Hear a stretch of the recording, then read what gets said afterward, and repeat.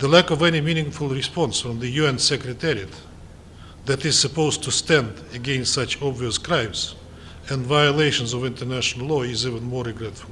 Vous êtes dans les rues de votre quartier et quelqu'un vous provoque. Il vous provoque, mais il veut aussi se bagarrer. Parce que la provocation ne veut pas essentiellement dire qu'il faut se lancer dans une bagarre. Mais la personne provocante est aussi bagarreuse. La provocation est clairement suivie d'une anticipation. Un coup sur le visage. Bon, vous vous dites, bon, on va commencer, hein. Je sens que j'ai quand même une chance ici. Mais pendant que vous vous préparez pour donner votre meilleur coup, une troisième personne lui passe une bouteille et la personne vous prend la bouteille et vous frappe au visage. Et cela vous blesse. La personne dit, moi j'ai donné la bouteille, je n'ai pas participé dans votre combat.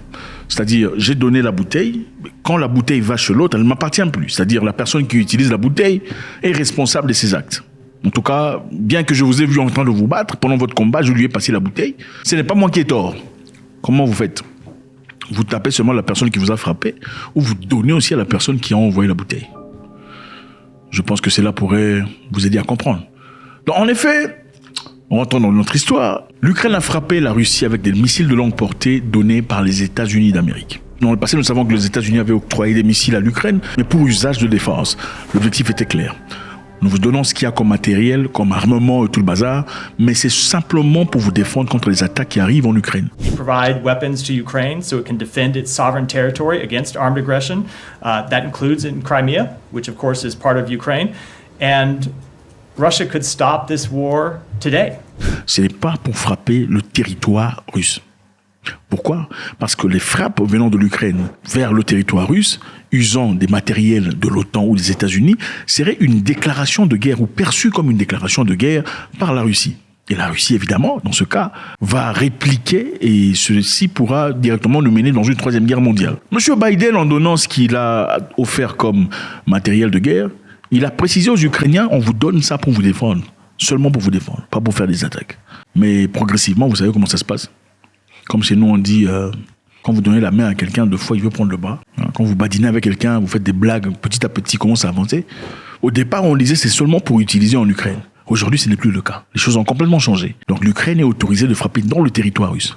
Joe Biden a dit finalement oui après avoir tergiversé, mais c'est le résultat qui compte. Il a dit oui à l'utilisation d'armes américaines pour frapper le sol russe. Et pour la toute première fois, on s'est servi de ces missiles à l'emporter pour frapper dans le territoire russe, c'est-à-dire de frapper dans Crimée. La Russie a déclaré que les États-Unis portaient la responsabilité principale de ce qu'elle a qualifié de frappe délibérée de missiles ukrainiens contre des civils dans la ville de Sébastopol occupée par la Russie. Les missiles ont frappé à la plage, ça a pris la vie de plusieurs personnes et aussi blessé de nombreuses, des centaines de personnes ont été blessées, dont la grande majorité étaient civiles. Donc, des civils en train de se baigner. C'est l'été en Russie, hein, c'est l'été. Les gens se baignent en Russie et se font du bien. Et pendant qu'on s'y attendait pas, allez, boum, boum. Un catastrophique moyen de partir. Alors la Russie est très en colère. À travers son ambassadeur aux Nations Unies, ils ont dit que les États-Unis vont payer. On n'a pas parlé de l'Ukraine. Ils ont directement ciblé les États-Unis comme responsables de ces actes barbares, ont-ils dit, sur la population russe dans l'État russe. Ukraine launched 5 US supplied ATACMS missiles armed with cluster munitions. All flight missions were introduced by the US experts based on the US satellite intelligence.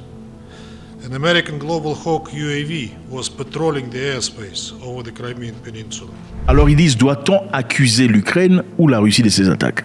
Les Russes disent que les fly missions de missiles, c'est-à-dire les coordonnées des missiles ont été insérées par des experts américains. Quand vous tirez une missile, il faut que la missile parte à sa destination précise. Il faudrait que quelqu'un tape sur l'ordinateur pour que cette histoire parte. Et ça a été fait par des experts américains. Sachant aussi que des missiles de précision de l'emporter sont généralement guidés par le système GPS qui appartient aux Américains, c'est-à-dire les satellites et les informations de précision ont été octroyés par les Américains. Bref, pour que ces missiles quittent l'Ukraine et frappent leur cible en Russie, il a fallu une participation à presque 100% des États-Unis d'Amérique. Alors les Russes ont promis de réagir.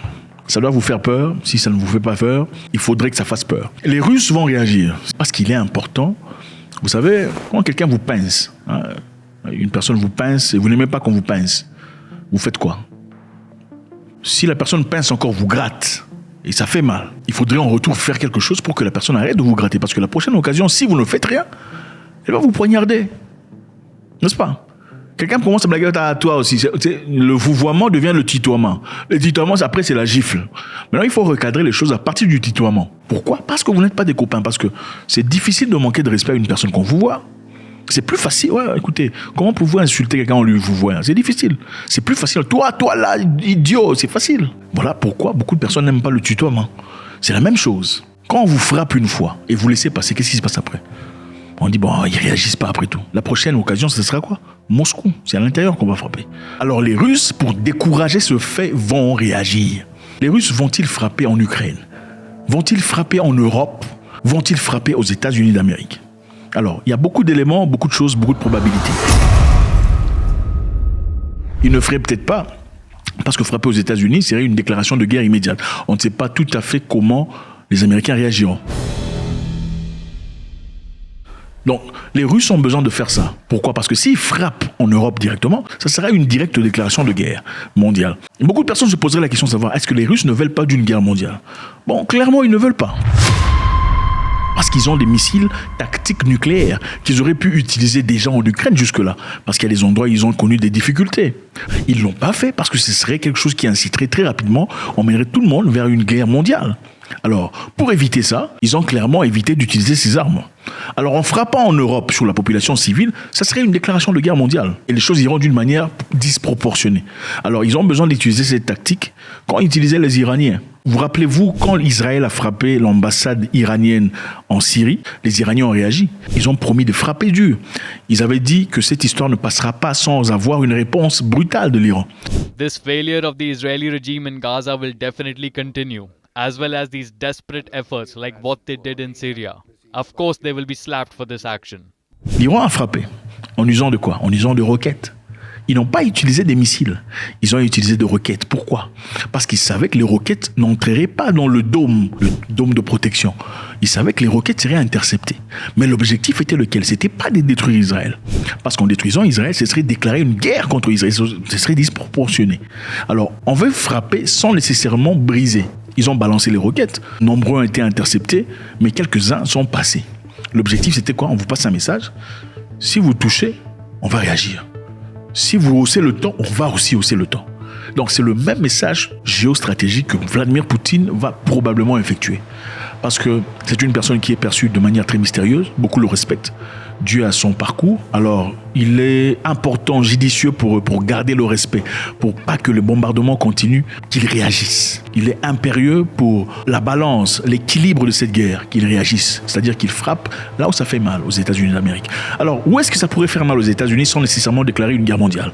Ce qui est important est de noter que la Pologne et la Roumanie détiennent de bases logistiques de l'OTAN. Donc il y a des armements, des missiles, des mirages, des machins. Ils peuvent bombarder ces histoires, c'est-à-dire en bombardant ces bases logistiques de l'OTAN, ils peuvent faire mal aux États-Unis sans nécessairement déclarer une troisième guerre mondiale directement. Mais ce qui est évident ici, c'est que M. Vladimir Poutine va réagir. Alors évidemment les amis, je pense qu'on va finir par dire que les Ukrainiens ont le droit de défendre leur territoire, défendre leur intégrité, leur honneur, leur dignité est très importante. Autant que toute population et tout peuple dans le monde. Mais encore une fois, le fait que l'Ukraine et la Russie soient en guerre devrait signifier que le reste du monde doit aussi entrer dans une guerre mondiale qui directement ne le concerne pas. À vous de me le dire. Voulez-vous entrer dans une guerre mondiale, dans une histoire qui ne vous regarde pas? Je ne pense pas qu'on veut payer ce prix-là. Ils avaient déjà signé des protocoles d'accord où ils étaient prêts à s'entendre et à arrêter la guerre, à faire des concessions nécessaires, jusqu'à ce que Boris Johnson de la Grande-Bretagne s'emmène en Ukraine pour proposer des histoires complètement différentes. Faites-moi savoir ce que vous en pensez. Votre implication est très nécessaire. Il y a des gens très intelligents parmi vous. Comment percevez-vous cette histoire aujourd'hui? On a frappé dans le territoire russe, ouvertement. Quelle est votre lecture de cette histoire? C'est toujours avec beaucoup de plaisir. God bless.